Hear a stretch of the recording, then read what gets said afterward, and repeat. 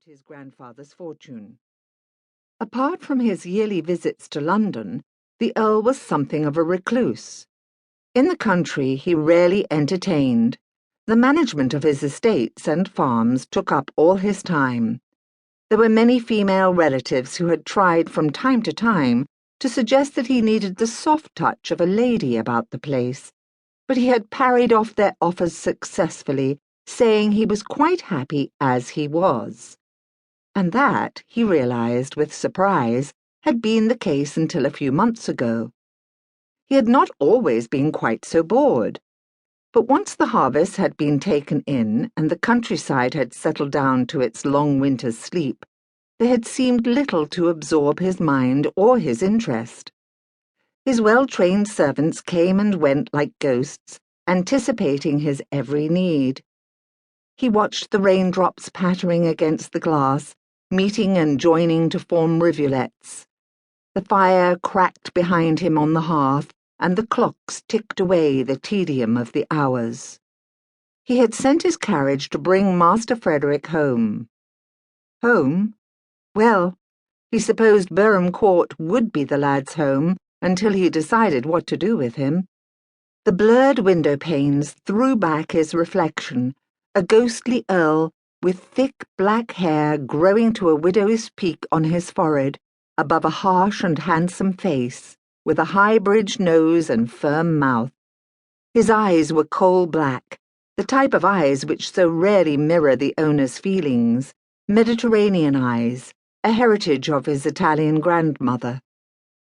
All at once, he heard the faint rumbling of carriage wheels and the steady clip-clop of horses' hooves drawing nearer.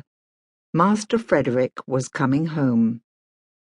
There was a scuffle from the hall as the butler summoned the footman to be ready to carry out the new inhabitants' bags. The Earl stayed seated, watching the rain and turning a quill pen in his strong fingers. The carriage stopped outside, and the Earl suddenly felt his boredom lift. It might not be so bad, after all, having a young man to teach and guide. The double doors to the library were thrown open.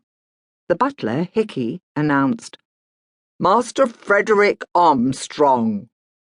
The Earl got to his feet and turned around. For a long moment, Frederick Armstrong and the Earl surveyed each other in silence, each fighting down feelings of disappointment. The Earl saw a small, slim boy in a dun-brown coat, old-fashioned knee breeches and buckled shoes.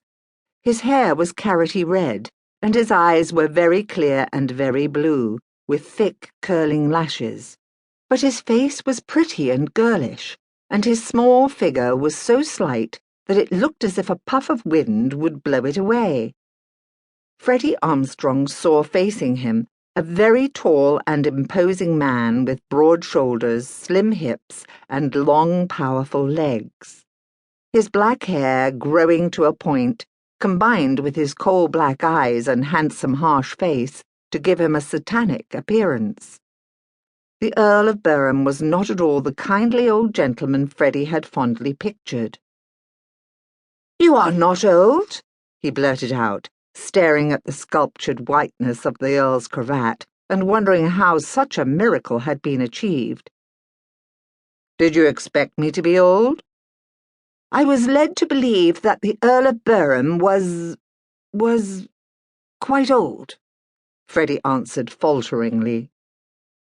"I think that when your grandfather made his will, he was thinking of my father," said the Earl gently.